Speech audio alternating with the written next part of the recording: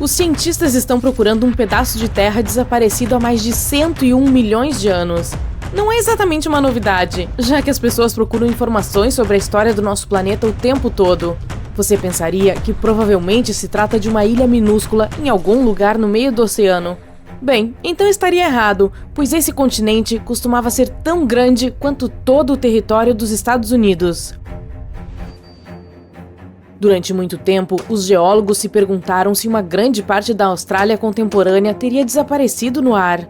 Alguns acreditavam que ela estava simplesmente escondida em algum lugar no fundo do oceano. Mas, graças a alguns especialistas holandeses e 7 anos de investigação, agora sabemos que há pedaços dessa terra perdida misturados sob as exuberantes selvas do Sudeste Asiático. Os continentes que vemos em nossos manuais de geografia hoje em dia são como peças dispersas de um quebra-cabeça. Há até mesmo um bom experimento que você pode realizar para ver por si mesmo. Encontre um mapa mundi online e imprima-o. Recorte todos os continentes e brinque com eles. Você verá que todos se encaixam. Provavelmente, a coisa mais impressionante é como a América do Sul se encaixa perfeitamente perto da África. Se você fechar os oceanos que se formaram nos últimos 200 milhões de anos, os continentes parecerão formar uma letra C, que os cientistas chamam de supercontinente Pangeia. Ele nadava em um oceano chamado Pantalassa, e a parte interna dessa letra C tinha uma extensão menor de água chamada Oceano Tétis. É nesse pequeno oceano que as coisas ficam interessantes. No período Jurássico, esse continente desaparecido, que os cientistas começaram a chamar de Argolândia, sumiu e deixou um buraco na Austrália, hoje conhecido como Planície Abissal de Argo. Inicialmente, os geólogos acreditavam que tudo isso se devia a um processo chamado subducção. É quando um pedaço da crosta terrestre mergulha sob outro e se recicla no manto do planeta. Normalmente, os especialistas podem rastrear esse desaparecimento continental por meio de raspagem. Foi assim que eles descobriram, por exemplo, que a Índia se chocou com a Ásia e nos deu as majestosas montanhas do Himalaia. Mas para a Argolândia, as coisas eram um pouco mais complicadas. Pedaços e fragmentos estavam surgindo em lugares como Myanmar e Indonésia. Mas eles se comportavam como essas relíquias de viagem no tempo, parecendo muito mais antigos do que quando a Argolândia supostamente se separou da Austrália.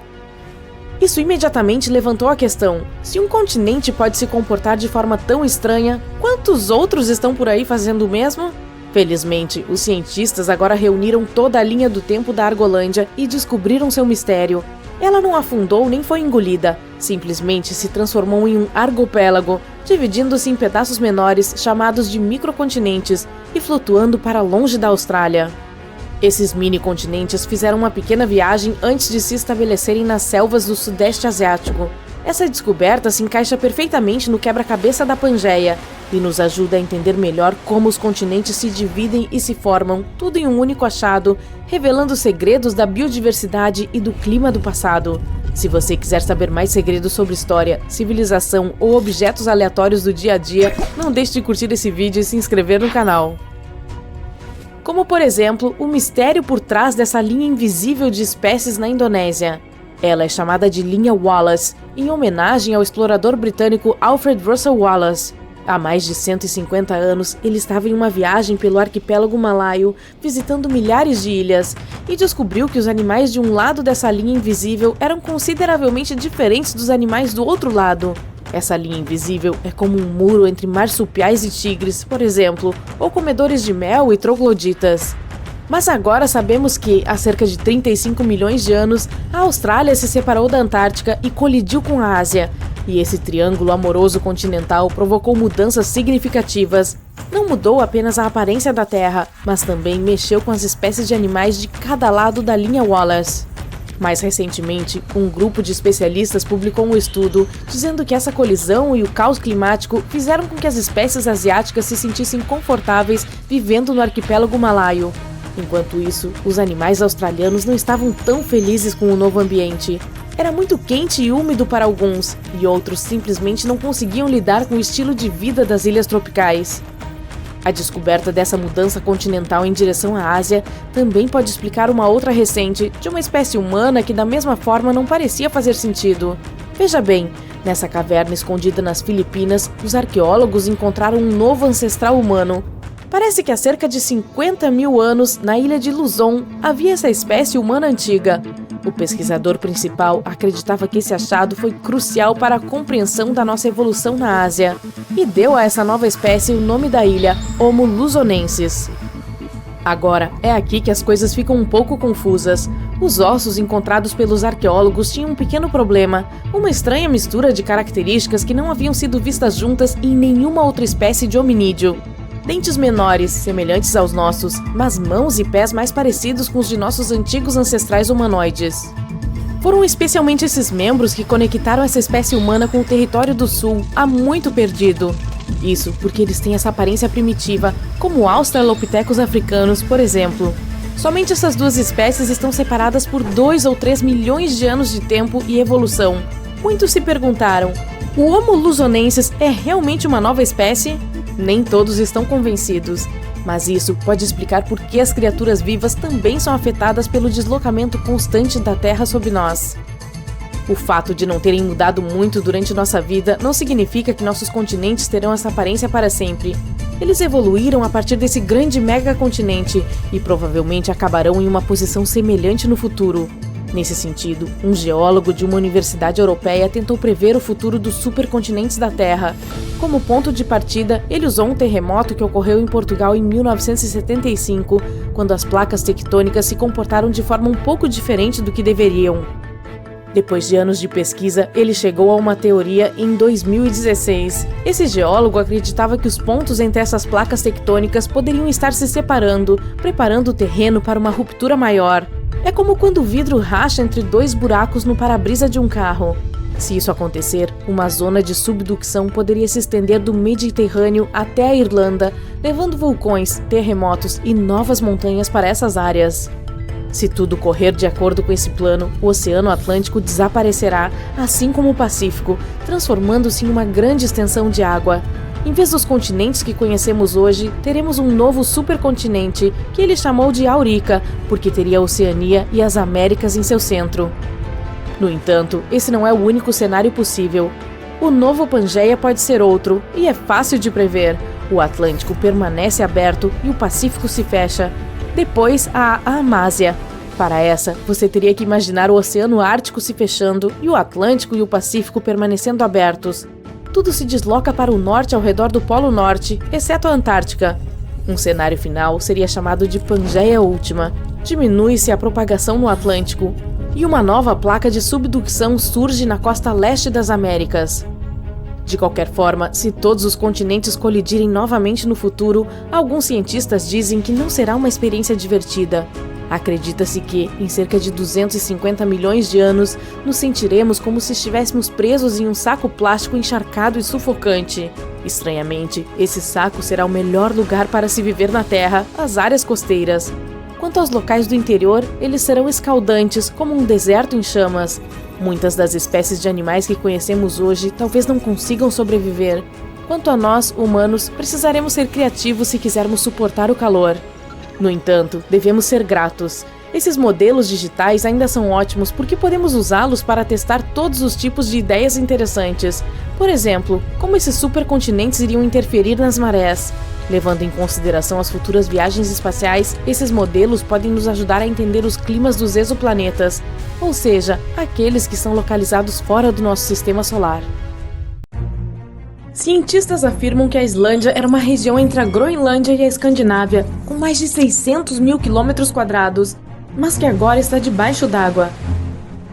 A Terra era uma grande pizza com todos os continentes conectados uns aos outros milhões de anos atrás, também conhecida como Pangeia. A região do Atlântico Norte que conhecemos hoje era terra seca entre 335 milhões e 175 milhões de anos atrás. Por muitos anos, cientistas e geólogos presumiram que o Oceano Atlântico Norte nasceu quando a Pangeia começou a se dividir há cerca de 200 milhões de anos. Com vulcões na região onde fica a Islândia, o país surgiu há apenas 60 milhões de anos, quando se separou de todas as outras terras. E assim como uma grande pizza, a Terra se dividiu. Muitas das terras se dividiram em pedaços grandes e pequenos, criando os continentes que conhecemos hoje. Mas essa nova teoria sugere que o resultado da divisão de Pangeia deixou de fora algumas terras que se estendiam por cerca de 320 quilômetros. E há cerca de 10 milhões de anos, esse pedaço de terra submergiu nas águas dos lados oriental e ocidental, deixando de fora apenas a ponta de terra que agora é a Islândia. Quando as placas tectônicas se movem, elas se esfregam umas nas outras, dando forma à nossa paisagem atual, tudo graças ao manto. Essa nova teoria radical vai contra tudo o que está escrito nos livros de história e o que os cientistas têm estudado. Eles começaram a balançar a cabeça, atraindo muito ceticismo e crítica. Mas, ao analisar o fundo do oceano sob a Islândia e a crosta terrestre, podemos supor que essa ideia não é absurda. A crosta abaixo da Islândia é muito mais espessa do que as típicas. A crosta oceânica é composta de rochas derretidas únicas em comparação com as crostas terrestres, onde vivemos, e é muito mais densa. A camada mais fina da Terra é a crosta, onde ocorre a vida. É essencial para a água, cultivo de alimentos, coleta de recursos naturais e minerais e para respirar oxigênio. Ela afunda, mas logo acima do manto da Terra. Ela também se revigora, uma vez que é constantemente reciclada no manto e volta para cima. É por isso que as rochas na crosta oceânica têm cerca de 40 km de espessura, em comparação com apenas 8 km em qualquer outro lugar. Isso também é razoável, visto que está em um ponto de acesso para vulcões. Levantamentos magnéticos do fundo do oceano mostram camadas de crosta derretida em padrões de listras. Também porque o campo magnético da Terra mudou sua polaridade ao longo de milhões de anos, ele desempenhou um papel na formação da base da nossa paisagem. Mas ainda não há nenhuma evidência concreta para provar essa nova teoria. Um dos primeiros passos é começar a cavar o fundo do oceano perto da Islândia. O zircão é um mineral muito resistente que pode durar bilhões de anos, apesar da erosão na crosta terrestre. Ao coletar amostras e estudá-las, os pesquisadores podem estimar a idade geológica dos continentes. Isso dirá se a crosta é oceânica, que é mais espessa, ou continental, que é a crosta normal sobre a qual caminhamos. Esse não é um projeto a ser realizado do dia para a noite e teria um custo elevado. Outra forma é fazer levantamentos sísmicos que possam medir os ecos realizados em navios de pesquisa. Perfurar buracos com quilômetros de profundidade na crosta também podem ajudar na pesquisa, mas isso custaria mais do que estudar os minerais de zircão. Algumas plantas fossilizadas exclusivas da Escandinávia e da Groenlândia podem provar que a Islândia já esteve na superfície e possivelmente estava repleta de árvores. Não era uma terra fria como é hoje, e então pode ter tido florestas. Mas os cientistas ainda não encontraram evidências fósseis de animais comuns em ambas as terras que sugiram isso. Mas talvez o tempo mostre. A teoria é mais profunda, o que sugere que houve uma grande Islândia. As terras extras no oeste são compostas do que hoje são a Irlanda e a Grã-Bretanha, mas é muito difícil dizer, já que tudo está debaixo d'água.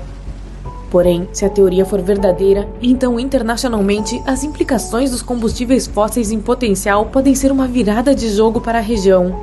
A Islândia pode ser um dos países mais ricos do mundo e uma nova potência global. Com Islândia, Irlanda, Grã-Bretanha, Escandinávia e Groenlândia em um microcontinente, pode ser um destino para quem gosta do inverno e ótimo para esquiar. Seria possível conectar o Canadá à Grande Islândia de trem sobre o oceano, o que abriria ainda mais a economia. A Islândia tem cerca de 103 mil quilômetros quadrados, o que já é bastante grande. E se a Grande Islândia estivesse presente hoje, a Europa seria um continente completamente diferente. Muitas teorias estão circulando sobre outros possíveis microcontinentes ocultos ao redor do mundo. Os cientistas não têm certeza da possibilidade da existência da Grande Islândia, mas se todos os estudos realizados fossem feitos corretamente, então a teoria poderia mudar tudo o que sabemos sobre a Islândia e o Oceano Atlântico Norte. E isso poderia abrir caminho para outros microcontinentes submersos em todo o mundo. Outra teoria por aí é que a Nova Zelândia era a ponta de um subcontinente perdido ainda maior do que a Islândia, chamado Zelândia. Estudos mostram que se separou do supercontinente Gondwana entre 79 milhões e 83 milhões de anos atrás. Os cientistas afirmam que é o continente mais fino e mais jovem descoberto debaixo d'água. O Craton é uma rocha central que atua como a base principal para a maioria dos continentes. tem pelo menos 1 bilhão de anos, mas a crosta continental que forma a Zelândia é apenas metade disso, o que a torna bastante jovem. Isso significa que falta Kraton, embora contenha alguns restos de rochas mais antigas e partes do manto. Elas são estimadas em até 2,7 bilhões de anos. Os cientistas fizeram alguns estudos sobre os cristais de zircão da Nova Zelândia e descobriram que eles têm até 1,3 bilhão de anos. O resto dos continentes tem mais de 3 bilhões de anos. Os cientistas estudaram a composição das rochas no fundo do oceano ao redor da Nova Zelândia. Elas são formadas por sílica e granito, encontrados nas crostas continentais. O fundo do oceano tem principalmente rochas ricas em magnésio e ferro. Elas também são mais grossas e mais altas do que as crostas oceânicas normais ao seu redor. Foram conduzidos alguns estudos onde se coletaram dados magnéticos e topográficos para ver a ligação entre Tasman e Coral Seas na região de Kaitotru. Essa é a faixa estreita entre Zelândia e Austrália. Dados de satélite rastrearam pequenas falhas na gravidade da Terra para mapear a crosta do fundo do oceano ao redor da área. Foi vista a massa que forma a Zelândia bastante visível e quase do tamanho da Austrália. Mesmo que os sinais estejam lá, isso não prova nada. É possível que haja um monte de microcontinentes que se separaram quando a Austrália se libertou de Gondwana. Naquela época, o supercontinente era formado pela América do Sul, Antártica, Austrália, Zelândia, Arábia e o subcontinente indiano. As crostas continentais não são iguais à oceânica que as rodeia. A Nova Zelândia não é o maior país que existe. Mas se as teorias estiverem corretas, então a Zelândia terá 6 vezes seu tamanho original. Maurício é uma ilha jovem com apenas alguns milhões de anos. A apenas 1.900 quilômetros da costa da África, acredita-se que a pequena ilha ganhou vida há cerca de 9 milhões de anos. Os vulcões subaquáticos da região expeliram tanta lava que acabaram por formar a terra que é hoje. Mas os cientistas encontraram rochas de zircão com mais de 3 bilhões de anos. Também pode ser parte de um continente submerso chamado Maurícia, que tem apenas 1/4 do tamanho de Madagascar. Os zircões estavam incrustados em rochas sólidas e não apenas na areia, o que pode descartar a hipótese de terem chegado à costa de outro continente. Alguns cientistas ainda não estão convencidos. Eles sugerem que a descoberta de rochas que se destacam das outras típicas trazidas por uma erupção pode inclinar a comunidade científica a essa teoria. Mas, assim como a Islândia poderia ser parte da Grande Islândia, Maurícia já foi chamada de Rodínia, que consistia na Índia e Madagascar. As teorias sugerem que Maurícia estava coberta de água quando a Índia se separou de Madagascar, há cerca de 85 milhões de anos.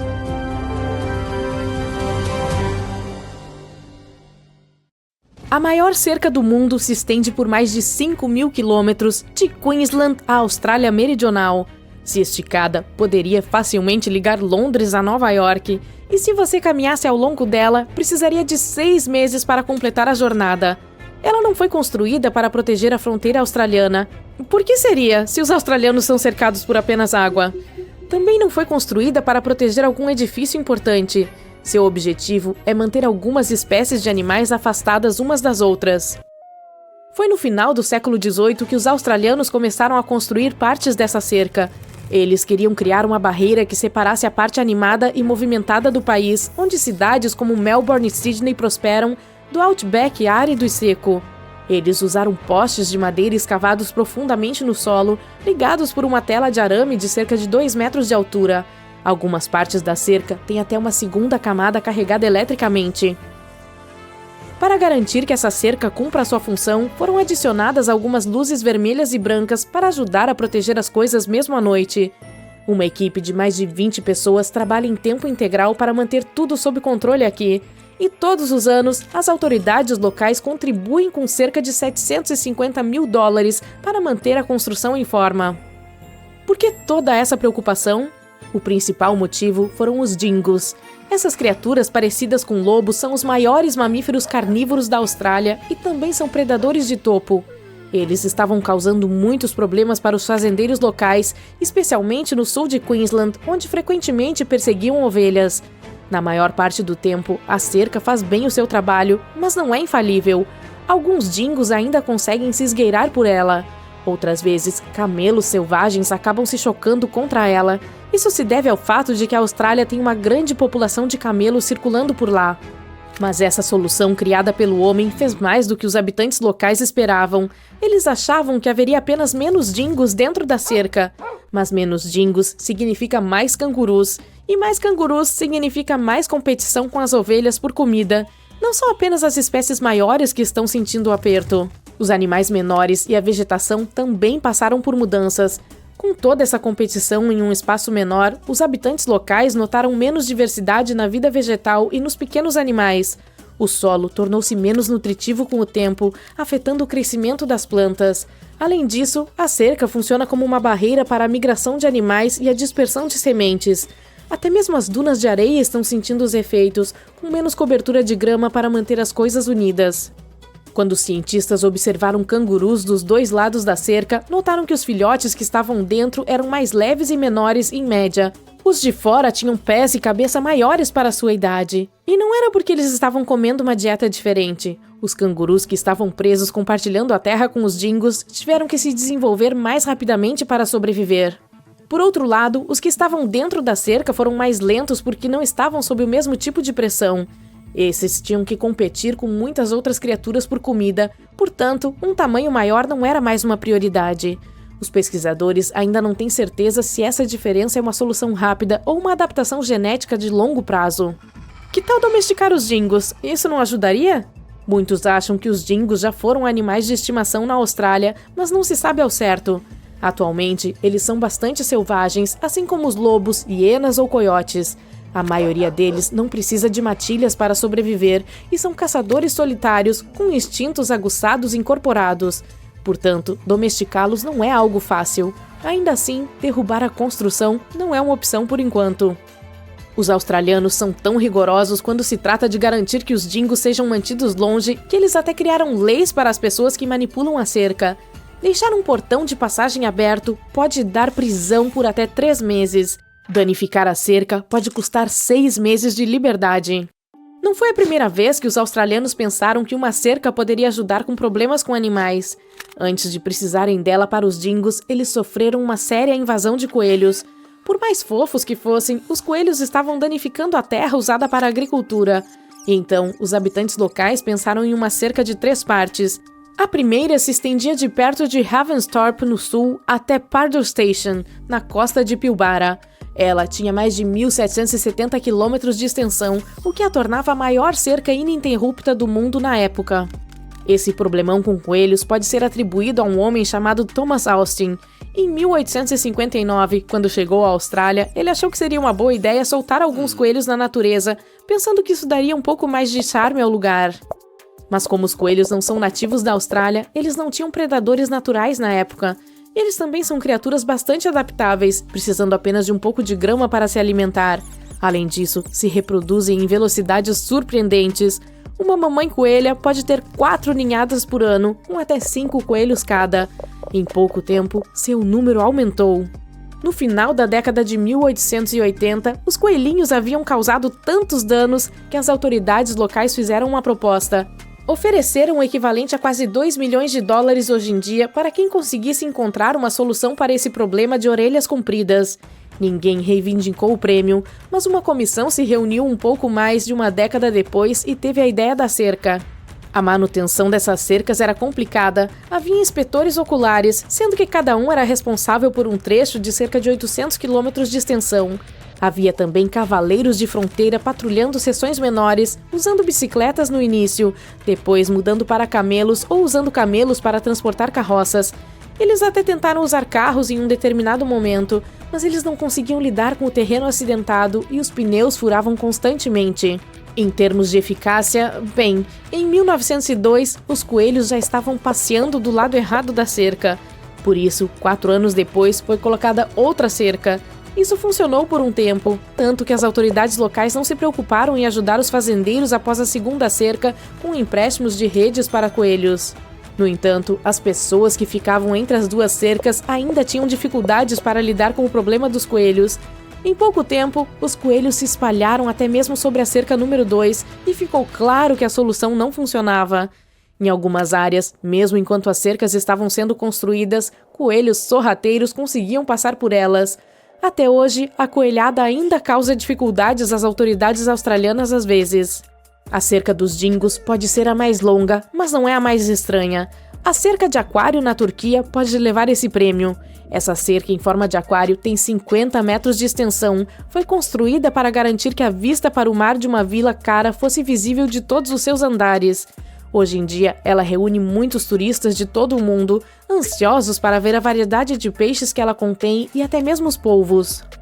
Montar a estrutura transparente não foi difícil. O verdadeiro desafio foi conectar a cerca de aquário ao mar Egeu por meio de uma tubulação enterrada que se estende por 3.960 metros de terra.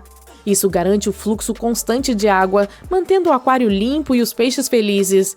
Para garantir que ninguém danifique a delicada cerca ou roube um ou dois peixes, o proprietário também investiu em segurança. Ele instalou uma rede de 17 câmeras equipadas com reconhecimento facial. Os visitantes podem olhar e tirar fotos, mas se chegarem muito perto, é provável que os alarmes sejam acionados. Outra dessas cercas estranhas é a cerca de Sutjes, na Nova Zelândia. Se você estiver na região central de Otago, poderá se deparar com uma cerca adornada com sutiãs de todos os tipos de tamanhos, formas e padrões. Sua história remonta ao ano de 1990, quando moradores da região encontraram 4 sutiãs misteriosamente pendurados na cerca ao longo da Cardrona Valley Road. Algumas ficaram um pouco surpresas, mas outras começaram a acrescentar sutiãs à decoração.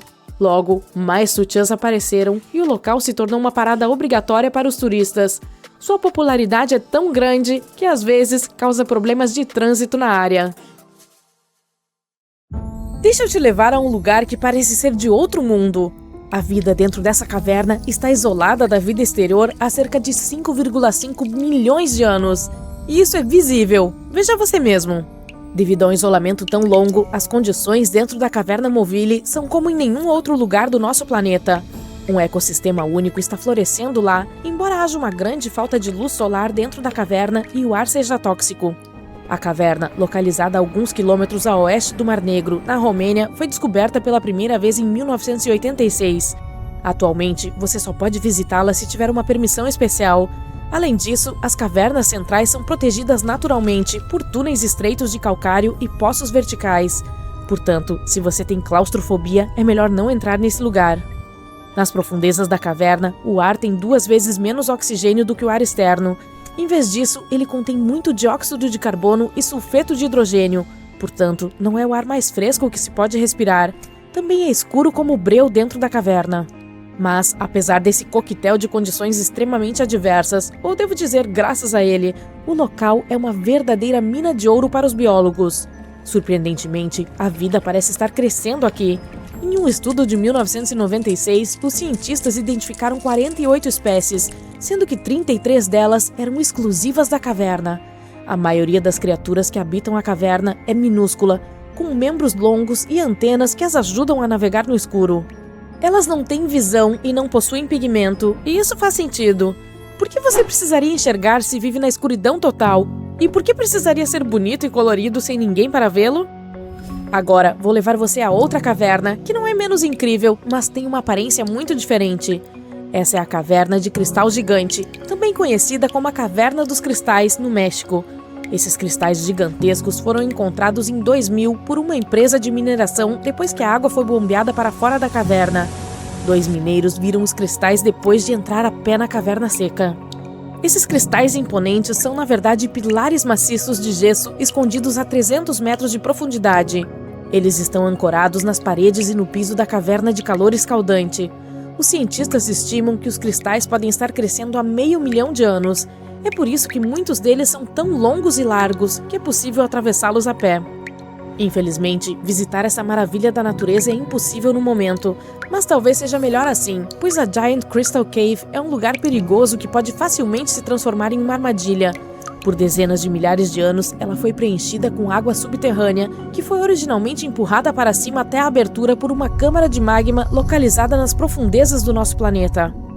O magma sob a caverna mantinha a água quente, mas por fim, a temperatura da água caiu para menos de 58 graus Celsius. Como resultado, a água começou a se encher de cálcio e sulfato, cujas partículas se recombinaram em gesso. E então, cristais de cor branca tomaram conta da caverna, e como permaneceram submersos, puderam continuar crescendo. Não é preciso voar para o espaço para dar uma olhada mais de perto em um buraco negro. Os cientistas encontraram algo muito parecido com buracos negros no sul do Oceano Atlântico. Um buraco negro tem uma força gravitacional tão grande que quando algo é puxado para dentro, não tem chance de escapar. Nem mesmo a luz consegue sair de um buraco negro. Mas os buracos negros do oceano parecem ser quase tão poderosos quanto seus parentes espaciais. Mas em vez de capturar a luz, eles fazem o mesmo com a água. Os redemoinhos oceânicos são enormes redemoinhos que giram contra a corrente principal. Em geral, giram bilhões de toneladas de água, a maioria deles é maior do que uma cidade. Esses redemoinhos são tão poderosos que nada que esteja preso neles pode escapar. Mas o mais assustador é que você pode nem perceber que está entrando em um. Essas coisas são tão grandes que você não perceberá os limites até que seja tarde demais. Quando os cientistas começaram a explorar os vórtices oceânicos com a ajuda de satélites, descobriram as bordas de vários redemoinhos. Depois disso, conseguiram provar que matematicamente esses redemoinhos são o mesmo que misteriosos buracos negros no espaço. Os redemoinhos maciços são cercados por barreiras super apertadas, onde o fluido se move em circuitos fechados. Nem mesmo a água consegue sair de dentro desses loops. É por isso que os vórtices oceânicos apertados desempenham o papel de enormes contêineres. A água dentro deles pode ser totalmente diferente do oceano que circunda um redemoinho. E não estou falando apenas de sua temperatura. O teor de sal dentro e fora de um redemoinho muitas vezes também é diferente. Na fina Curonian Spit, que separa o Mar Báltico da Lagoa da Curlândia, há um dos lugares mais bizarros da Terra. Os habitantes locais chamam essa área de Floresta Dançante, porque os pinheiros dessa floresta têm formas surpreendentemente incomuns. Eles se retorcem em espirais e círculos ao longo do solo.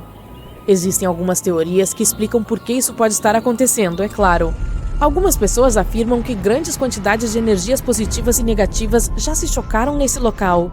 Pessoas mais realistas acreditam que o motivo é geológico.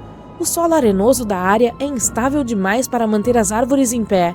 A mais popular é a ideia de que os ventos fortes que sopram da água influenciam o formato das árvores. De qualquer forma, os especialistas ainda não chegaram a uma conclusão. Veja estes círculos subaquáticos em plantações. Eles foram vistos pela primeira vez em 1995, perto da costa sul do Japão. Os mergulhadores locais chamaram essas estruturas de 2 metros de largura de círculos misteriosos. O enigma atormentou muitas mentes por quase 16 anos, até que o culpado foi finalmente descoberto. Imagine a surpresa dos pesquisadores quando descobriram que se tratava de um baiacu macho. O peixe precisa de um pouco mais de uma semana para construir um círculo, e a estética é obviamente crucial. Um macho está nadando dentro do círculo, cavando vales na areia com suas nadadeiras. Mas isso não é tudo. O peixe também usa conchas e corais para decorar partes específicas de seus círculos. Toda essa história de construir um círculo também tem uma finalidade prática. A maneira como o peixe macho nada empurra a areia em direção ao centro do círculo e cria um monte que depois serve como ninho. O próximo mistério da nossa lista está no Caribe. Ao largo da costa de Belize há um sumidouro gigante. Esse é o Grande Buraco Azul. Ele tem cerca de 305 metros de diâmetro e mais de 122 metros de profundidade. No passado, há muito tempo, esse buraco era uma caverna. Mas depois as águas subiram e o encheram, fazendo-o desabar sobre si mesmo. Quanto mais fundo você descer nas águas cristalinas do Great Hole, mais escuro ele se tornará. Você verá toneladas de cavernas cheias de estalactites, mas entrar nelas é extremamente perigoso, a menos que você queira se perder irremediavelmente. Ao chegar a uma profundidade de 15 metros, você perceberá que a água está brilhando. Essa é a linha invisível que divide o topo salgado do sumidouro do abismo de água doce. Talvez seja melhor voltar agora mesmo. Quem sabe o que você pode encontrar nas profundezas turvas? Havia uma antiga lenda amazônica que contava sobre um rio tão quente que chegava a ferver. E acreditava-se que era apenas uma lenda, até que o geocientista peruano Andrés Russo questionou se o rio poderia ser real. Todos os especialistas negaram essa possibilidade. Afinal de contas, rios quentes existem, mas somente nas áreas onde há vulcões. Quanto à parte do país mencionada na lenda, não há vulcões nessa região. Mas Andrés Russo era muito dedicado e não desistiu. Em 2011, ele finalmente localizou o Rio das Lendas. A água estava de fato muito quente. Sua temperatura era de 85 graus Celsius, não fervendo, mas bem próxima desse ponto. Mas o que mais chocou o pesquisador foi o tamanho do rio. Poderíamos pensar que a água quase fervente era o resultado da atividade de uma fonte termal subaquática. Mas as piscinas térmicas são sempre pequenas, enquanto o rio tem 6 metros de profundidade e corre por quase 5 quilômetros. Esse é o único rio desse tipo em nosso planeta. Em novembro de 1922, um menino caminhou pelas montanhas do deserto do Egito e descobriu alguns degraus antigos esculpidos na rocha. Posteriormente, esse achado se tornou uma das maiores e mais significativas descobertas arqueológicas do mundo. O degrau fazia parte da tumba intocada de Tutankhamon. Os arqueólogos encontraram cerca de 5.000 objetos antigos, incluindo joias, tecidos, vasos pintados e máscaras funerárias. Você provavelmente já viu algum, que se tornou um dos atributos mais reconhecíveis do Antigo Egito. Mais de 100 anos se passaram desde então, e agora a humanidade finalmente se aproximou de outra revelação em grande escala, a tumba de Cleópatra. Essa rainha foi a última governante ativa do reino Ptolomaico do Egito, e ocupou o trono de 51 a 30 a.C. Há muitos registros antigos sobre Cleópatra, seu reinado e sua personalidade em comum, mas até agora ninguém havia descoberto os segredos sobre sua morte e o local do sepultamento.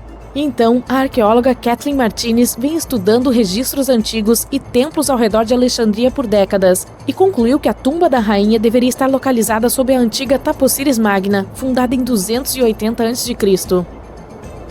Essa era uma grande cidade na costa norte do Egito, onde dezenas de milhares de pessoas se dedicavam ao comércio e à indústria. E parece que as suposições da doutora Martinez estavam corretas.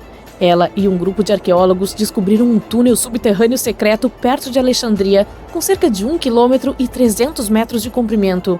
Ele foi cortado na rocha sob o templo de Taposiris Magna. Durante outras escavações, foram achadas muitas coisas que indicam que a tumba de Cleópatra está nas profundezas do local. Também é possível que ela esteja enterrada ali junto com o comandante romano Marco Antônio. De acordo com registros antigos, ele e Cleópatra se amavam e juntos se opuseram ao Senado romano, que declarou Marco Antônio um traidor. O fato de desastres naturais terem ocorrido no território de Taposiris Magna por milhares de anos pode complicar as escavações. Terremotos e inundações destruíram a cidade e possivelmente inundaram seus túneis subterrâneos. Mas os especialistas esperam que a antiga tumba permaneça intocada e que esconda muitos tesouros e registros sobre a vida real do Antigo Egito durante o reinado da última dinastia. Há uma chance de que as escavações sejam feitas debaixo d'água e na lama. Isso exigirá muito tempo e recursos financeiros, mas os arqueólogos têm certeza de que valerá a pena. De qualquer forma, é muito cedo para dizer que Cleópatra está realmente enterrada lá. Mas os cientistas encontraram muitas coisas no túnel que indicam o fato, incluindo vasos de barro, dezenas de moedas com a imagem dela e de Alexandre o Grande, bem como um busto com a imagem da rainha egípcia. Ela ainda é uma das personalidades mais populares do Egito e em pé de igualdade com Ramsés III e Tutankhamon, tendo inspirado muitos filmes, pinturas e livros. Mas o que a tornou tão popular? Ela ficou famosa por sua inconsistência. A monarca era uma governante bonita e inteligente que tirou o Egito da crise e o transformou em uma potência próspera. Textos árabes medievais dizem que ela conhecia química, matemática e filosofia e pode ter escrito vários livros científicos. Sabia vários idiomas e tinha excelentes habilidades diplomáticas. Ao mesmo tempo, há muitas lendas de que era uma mulher fatal que deixava muitos homens loucos. Entretanto, não há evidências de que sua beleza fosse incomparável. A imagem de uma modelo deslumbrante foi criada por Hollywood ao fazer vários filmes em que atrizes famosas a interpretaram. E o imperador romano Otávio, filho adotivo de Júlio César, criou especialmente a imagem de Cleópatra como uma sedutora insidiosa porque ele era seu inimigo. Embora tenha nascido no Egito, seus ancestrais eram gregos, entre os quais estava um dos generais de Alexandre o Grande. Entretanto, o povo a amava. Ela aprendeu o idioma e era muito sensível às tradições do país. Conhecia bem a história, a mentalidade e os costumes locais. Elevou o nível de sua economia e fortaleceu seu status como uma potência mundial. Grande parte disso foi possível graças à sua astúcia e imponência. Ela adorava apresentações teatrais e celebrações luxuosas. Sabia como surpreender as pessoas e dar um show. Mas por trás da imagem externa de amante do luxo, havia uma governante inteligente e calculista. O Egito Antigo era rico e luxuoso, e Cleópatra fez de tudo para aumentar sua riqueza e fortalecer sua posição no cenário internacional. Por exemplo, uma vez entrou em conflito com o irmão, Ptolomeu XIII. A rainha sabia que não seria capaz de resistir a ele, então decidiu atrair Júlio César para o lado dela. O imperador romano chegou a Alexandria, local do encontro, mas Ptolomeu sabia dos planos dela e estava prestes a impedi-la de ir até lá. Então, em vez de uma chegada rica e barulhenta, Cleópatra decidiu fazer uma visita discreta. Ela se enrolou em um tapete ou saco de linho que os servos do imperador levaram para os aposentos particulares de César. Ao sair do tapete, impressionou o imperador romano com sua beleza e determinação. Como resultado, eles se apaixonaram e se tornaram aliados próximos. Depois de algum tempo, ela impressionou outro romano influente para fins diplomáticos. A rainha chegou para encontrar Marco Antônio em uma barcaça dourada com velas roxas e remos prateados. Cleópatra estava vestida com a imagem de Afrodite e sentada sob um magnífico dossel. Seus servos se vestiam como cupidos, sopravam um leque e queimavam incenso. Mas a monarca criou esse espetáculo por um motivo. Sabia que Marco Antônio reverenciava a mitologia grega e se considerava a personificação de Dionísio. Como resultado, ele ficou tão impressionado com essa mulher que acabou se casando com ela. Cleópatra defendeu sua coroa, fortaleceu sua aliança com Roma e teve 3 filhos com Marco Antônio.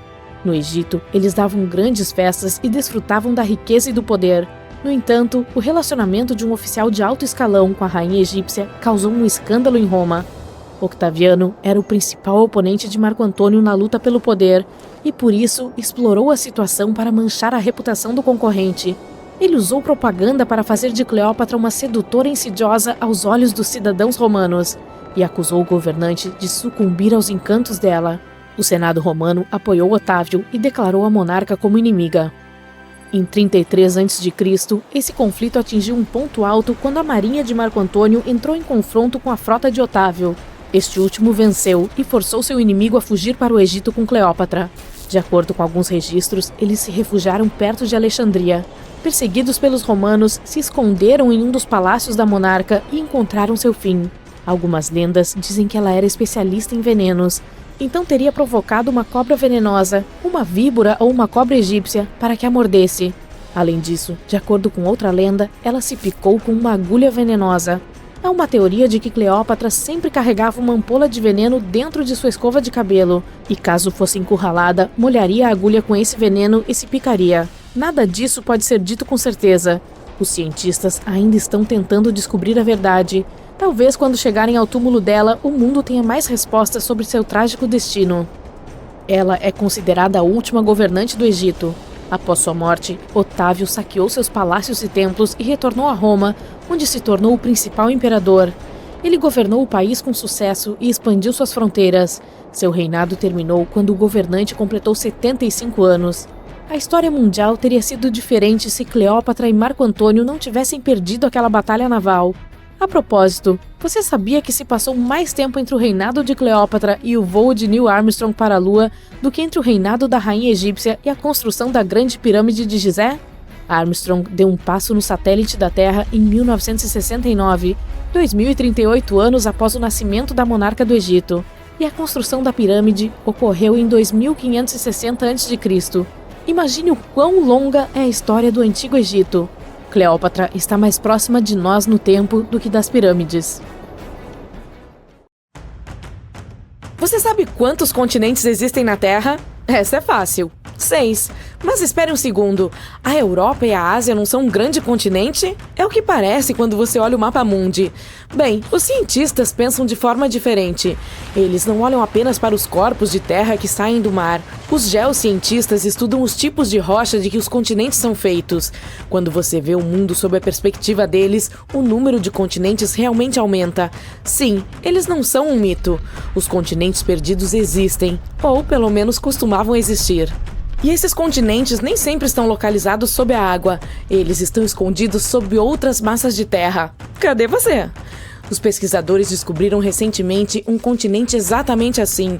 Ele é chamado de Grande Adria. Parece familiar? Sim, tem algo a ver com o Mar Adriático. Esse continente perdido está completamente enterrado sob a Europa. Ele colidiu com a Europa e começou a afundar sob ela há muito tempo. 140 milhões de anos atrás. Hoje, ele está sob a Itália, a Grécia e os países bálticos. Seu tamanho e forma uniforme correspondem aos da Groenlândia, a maior ilha do mundo. Mas como os geocientistas encontraram a Grande Adria? Ela não está mais visível, mas deixou algumas pistas. Partes dela foram incorporadas aos Alpes. Outros pedaços foram incorporados à atual Itália e Croácia, do outro lado do Mar Adriático. As rochas calcárias do antigo continente começaram a se transformar quando estavam sob a massa de terra europeia. O calor e a pressão tremendos, distribuídos ao longo de dezenas de milhões de anos, mudaram sua estrutura. Saiu o calcário e entrou o mármore. Todos os templos gregos e romanos que você admirou em suas férias de verão foram construídos com esse mármore. Era uma espécie de presente de despedida de um continente há muito perdido. A Grande Adria se camuflou bem por milhares de anos, mas outros continentes perdidos estavam escondidos à vista de todos. Você já ouviu falar do 8º continente da Terra, a Zelândia? Provavelmente não, porque ele fica sob a superfície do Oceano Pacífico. 95% da Zelândia está agora debaixo d'água. Você consegue adivinhar onde exatamente? Seu nome é uma boa dica, sob a Nova Zelândia. Se você abrir o Google Maps, poderá ver seu contorno. Procure um tom de azul mais claro no oceano.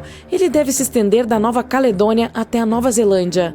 Essa saliência no fundo do oceano costumava estar acima do nível do mar. Tinha cerca de 2/3 do tamanho da Austrália e mais de 2 vezes do tamanho da massa terrestre da Grande Adria.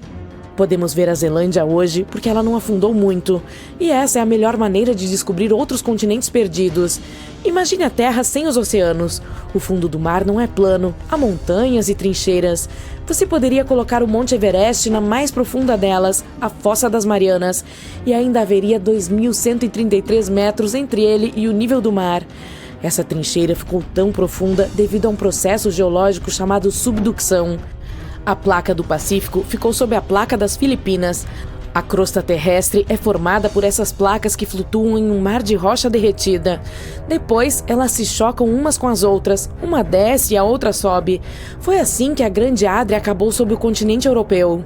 Nosso planeta está em constante movimento. Não notamos esse processo porque ele acontece bem embaixo de nossos pés.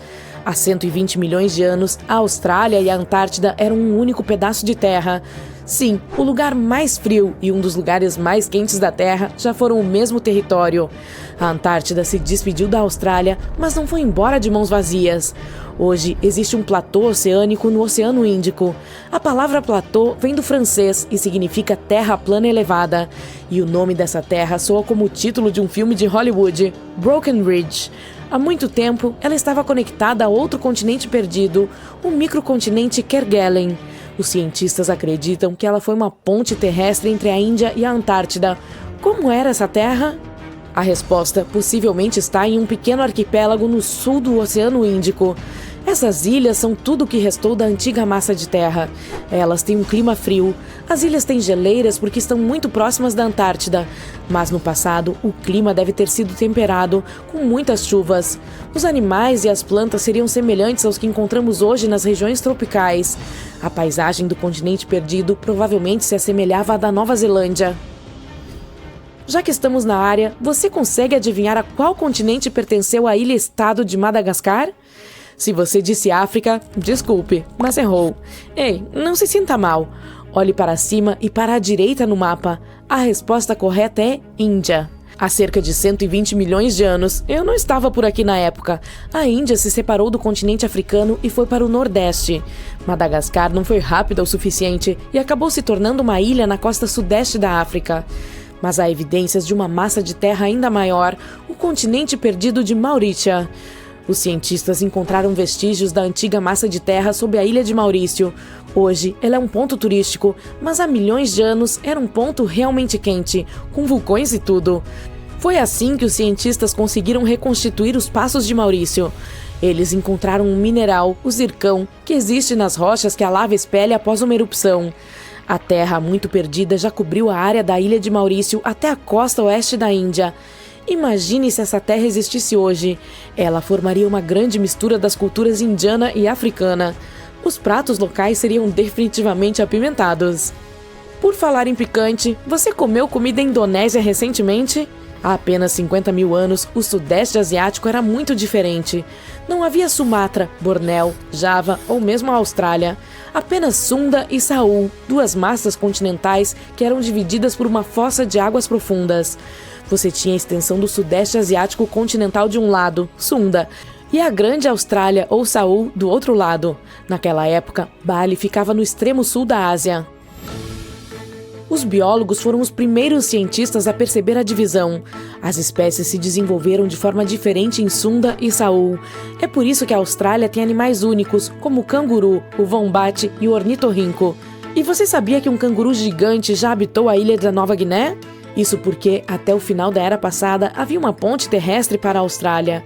Hoje, as duas ilhas são separadas pelo Estreito de Torres, mas ele é bastante raso, com menos de 20 metros. É um lembrete de que essa ilha já foi uma única massa de terra chamada Saul. Outro estreito oceânico que não é muito profundo separa a Ásia da América do Norte. O Estreito de Bering fica hoje no lugar de Berinja. Essa antiga massa de terra não era muito grande. Ela se estendia por 1000 milhas de norte a sul. Isso equivale a apenas 1/3 da distância de carro de Los Angeles a Nova York. A Berinja era importante por outro motivo. Durante a Era do Gelo, ela conectava o mundo inteiro. Naquela época, os níveis de água eram 90 metros mais baixos do que são hoje. Se fossem ainda mais baixos, seria possível caminhar do Cabo da Boa Esperança, na África, até Cabo Horn, na América do Sul. Isso é o que eu chamaria de a melhor rota para mochileiros. Hoje, você pode entrar em um avião e voar para praticamente qualquer lugar do mundo.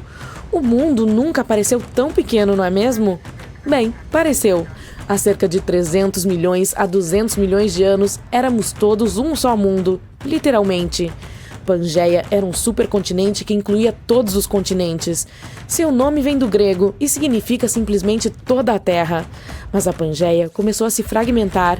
A maior lacuna se formou entre as Américas de um lado e a Europa e a África do outro. A água do mar logo começou a entrar e foi assim que surgiu o Oceano Atlântico. Esse processo não terminou de forma alguma. Enquanto você assiste a este vídeo, a América do Norte está se afastando cada vez mais da Europa a uma taxa de 2,5 cm por ano. Não parece muito quando comparado à longevidade média da vida humana, mas no final, todos os continentes se reconectarão uns aos outros, formando um supercontinente. E não seria a primeira vez na história da Terra que isso aconteceria. Sinceramente, não vou ficar esperando por isso. Há cerca de 5,3 milhões de anos, um evento crucial remodelou a região do Mediterrâneo. Foi um dilúvio colossal que renovou o mar local, extremamente estéril e salgado até aquele momento. Esse evento recebeu o nome de Dilúvio de Zanclean e mudou para sempre a geografia da área. O mar Mediterrâneo é cercado pela Europa, África e Ásia e se conecta ao oceano pelo Estreito de Gibraltar. Essa passagem é bastante estreita, medindo cerca de 13 quilômetros. Pode não ser tão largo, mas o estreito desempenha um papel crucial na manutenção do equilíbrio líquido entre esses dois corpos d'água. Há cerca de 6 milhões de anos, várias coisas podem ter feito com que o Mediterrâneo ficasse isolado do Oceano Atlântico. Alguns dizem que foi uma era glacial, outros falam de movimentos tectônicos, como terremotos. Seja qual for a causa, isso empurrou a região do Mediterrâneo para um período chamado de crise de salinidade messiniana. Por cerca de 1000 anos, o mar evaporou lentamente, deixando para trás uma bacia seca que estava vários quilômetros abaixo do nível do mar. Essa crise realmente mudou a paisagem, criando condições semelhantes às encontradas no atual Mar Morto. Isso significa que a exuberante beleza mediterrânea costumava ser um ambiente super salgado, contendo quase 10 vezes mais sal do que o oceano. Se você pudesse ter visitado o local, teria conseguido flutuar sem esforço na pouca água que encontrou, mesmo que não fosse um nadador habilidoso. A quantidade de sal e o conteúdo mineral teriam dificultado a sobrevivência da maioria das criaturas. Entretanto, alguns micro-organismos resistentes, como as bactérias, poderiam ter se adaptado a essas condições adversas. Hoje em dia, no fundo do mar Mediterrâneo, podemos encontrar buracos tão grandes quanto o Grand Canyon, e eles parecem ter se formado durante esse mesmo período de desidratação. As evidências sugerem que rios enormes, como o Nilo e o Ródano, fluíam diretamente para o Mediterrâneo naquela época, deixando para trás cânions ao chegarem ao fundo, milhares de metros abaixo do nível do mar. Antigamente, as pessoas precisavam encontrar algum tipo de explicação para o ressecamento do Mediterrâneo.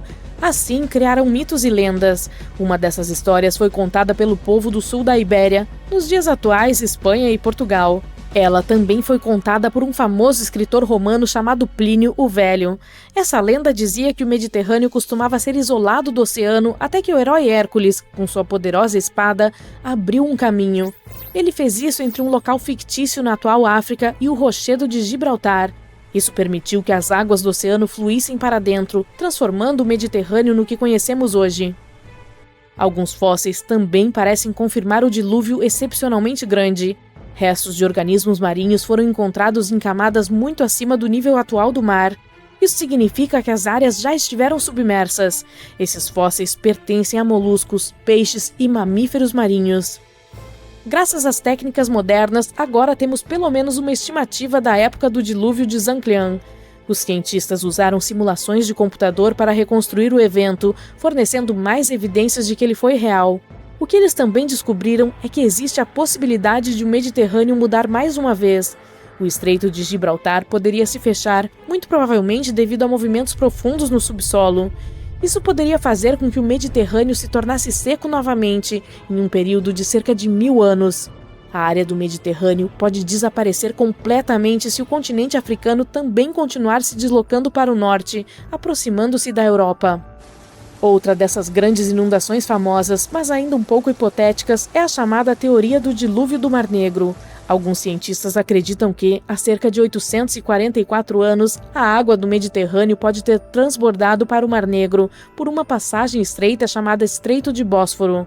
Isso pode ter causado um grande desastre, forçando as pessoas que viviam perto do Mar Negro a arrumar suas coisas e se mudar para o interior do continente, tanto na Europa quanto na Ásia.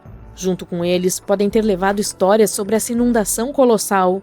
Os especialistas que criaram essa ideia também sugeriram que essas pessoas migrantes poderiam ter trazido consigo novas formas de cultivo. No entanto, nem todos da comunidade científica estão convencidos. Alguns argumentam que, embora possa ter havido um dilúvio, ele provavelmente ocorreu antes e foi muito menor. Eles não acreditavam que esse dilúvio pudesse ter causado, por exemplo, a história da Arca de Noé. Nessa lenda, um homem espiritual foi avisado por uma entidade superior que um dilúvio gigantesco estava a caminho.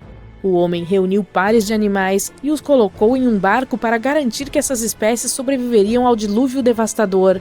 Havia também a preocupação entre os estudiosos de que discutir demais as inundações reais e as histórias antigas poderia confundir as linhas entre ciência e ficção. Pode haver outras razões pelas quais essas histórias de enchentes são tão frequentemente encontradas em diferentes culturas em todo o planeta.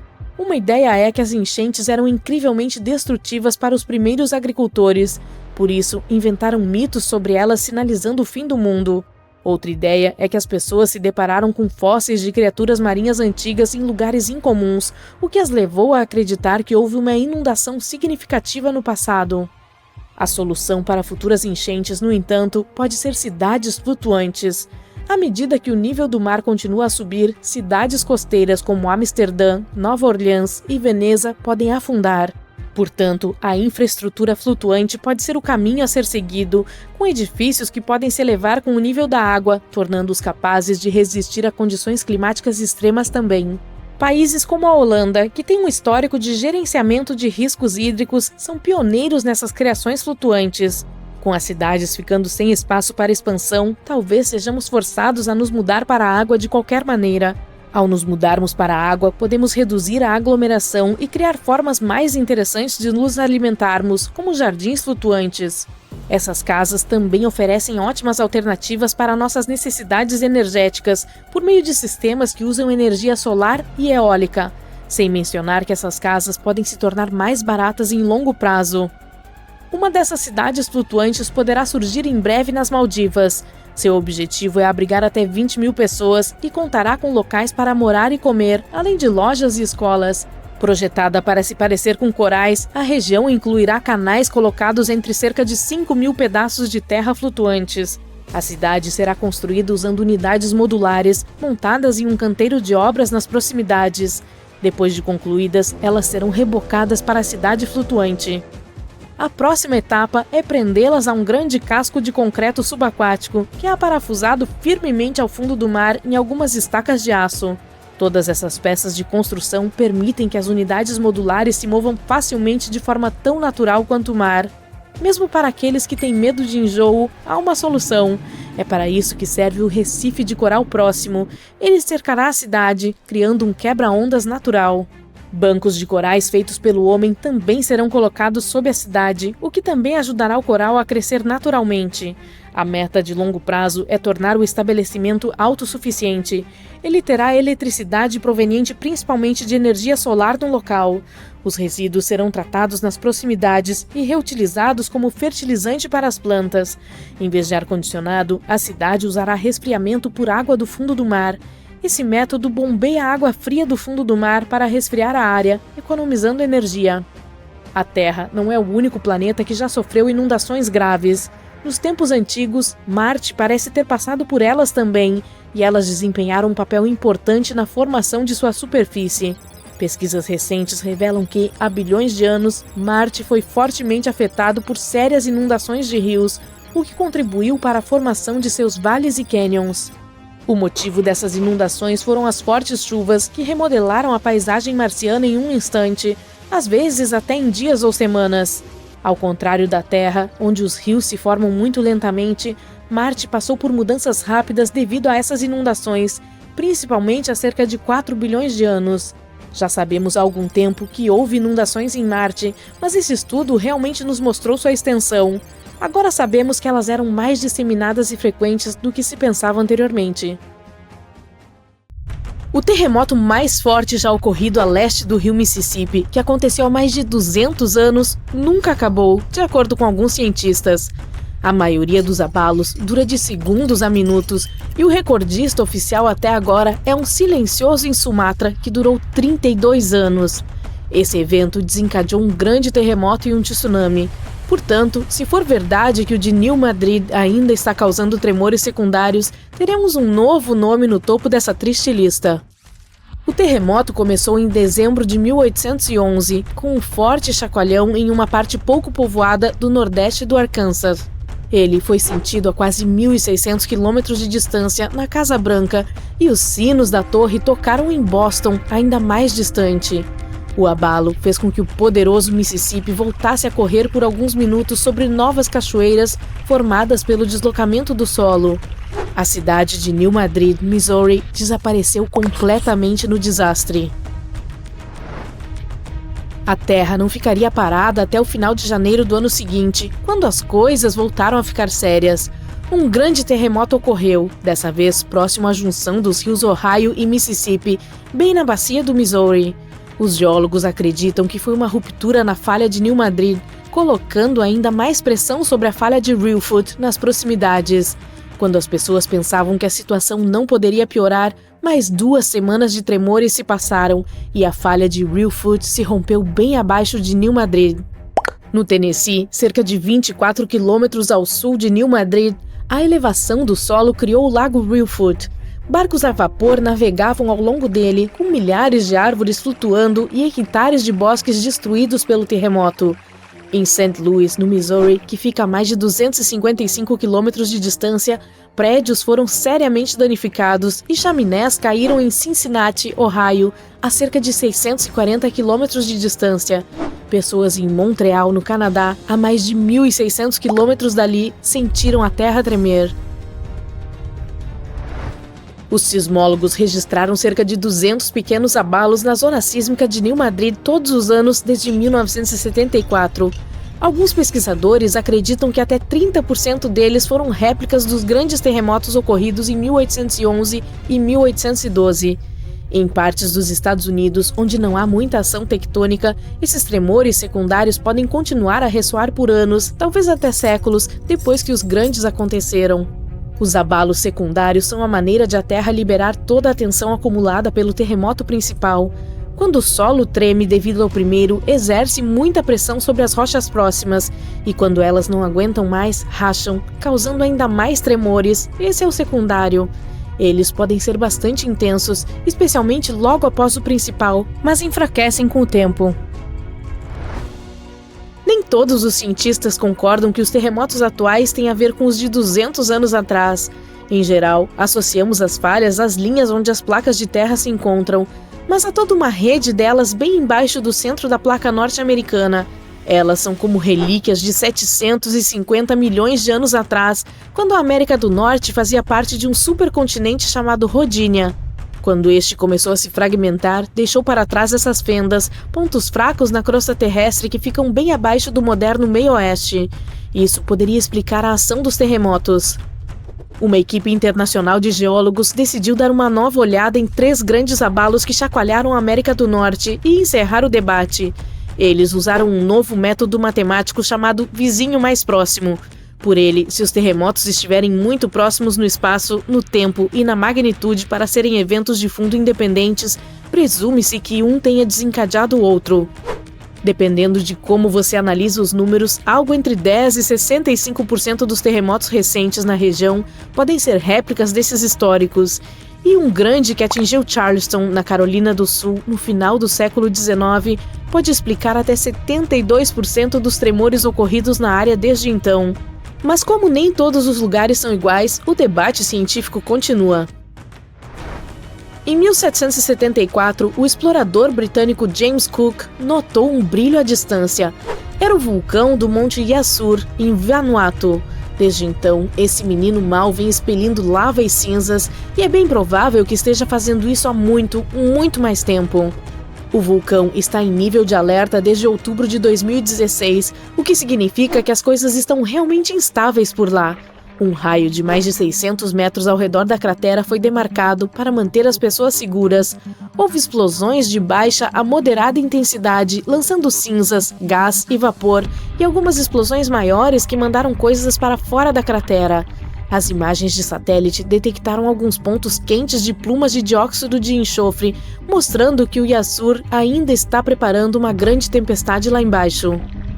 Stromboli, uma das ilhas vulcânicas próximas à Sicília, detém oficialmente o recorde mundial do Guinness de vulcão em erupção contínua mais longo. Ele está dando um show de fogo por mais de 2.400 anos seguidos. Os antigos marinheiros o apelidaram de Farol do Mediterrâneo.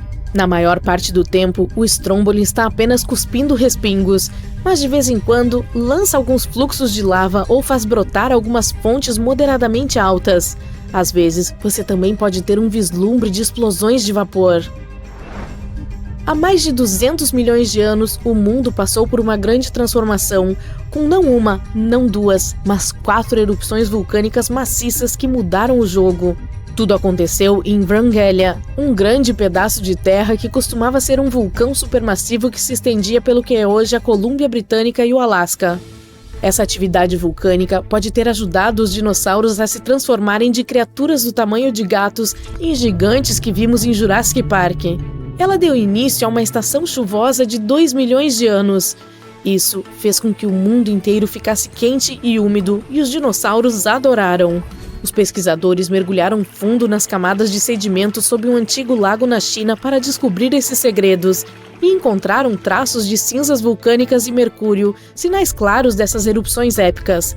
Havia assinaturas de carbono que mostravam enormes picos nos níveis de dióxido de carbono, tornando a atmosfera quente e a chuva torrencial. Tudo aconteceu em 4 pulsos separados, cada um desencadeado por essas monstruosas explosões vulcânicas. Há um local em um parque nacional não muito longe de Sydney, na Austrália, onde um incêndio está ocorrendo nas profundezas do subsolo há pelo menos 6.000 anos. É chamado de Burning Mountain, ou Montanha Ardente, e é um incêndio em um veio de carvão que está queimando uma camada de carvão abaixo da superfície da Terra. Quando esses incêndios subterrâneos começam, são praticamente impossíveis de ser apagados. Essa bola de fogo tem até 9 metros de largura e é extremamente quente, mas não há chama, ela está fumegando. O fogo vem se arrastando em um ritmo de cerca de 1 metro por ano. Um fazendeiro local o avistou pela primeira vez no século XIX e pensou que fosse um vulcão. As pessoas que vivem ali há muito tempo acreditam que esse lugar é sagrado. Elas o usaram para cozinhar e fabricar ferramentas e contam que ele surgiu das lágrimas de uma viúva ou da tocha de um herói. Mas os especialistas acham que pode ter sido a queda de um raio ou o aquecimento do carvão como um churrasco de verão devido à interação com o oxigênio. Alguns dizem que o local pode estar queimando desde antes de os dinossauros habitarem a Terra. Ninguém Ninguém sabe exatamente por quanto tempo essa montanha queimará ou em que direção ela se moverá. No momento, o carvão tem oxigênio suficiente para queimar por séculos ou até milênios sem intervenção humana. O fogo está aquecendo a montanha como um forno gigante, fazendo-a rachar e desmoronar, convidando mais oxigênio para se alimentar. Mesmo que os seres humanos decidam agir, esses incêndios em camadas de carvão precisam de caminhões de água e nitrogênio líquido para domá-los. Há vários anos, os exploradores notaram que a fumaça estava se aproximando de um penhasco com vista para um pequeno rio, e dependendo do que essa camada de carvão decidir fazer em seguida, poderemos ver algumas mudanças drásticas aqui nas próximas décadas. Poderá haver chamas com muito mais calor, ou a camada de carvão poderá se aprofundar, extinguir-se e extinguir a fumaça.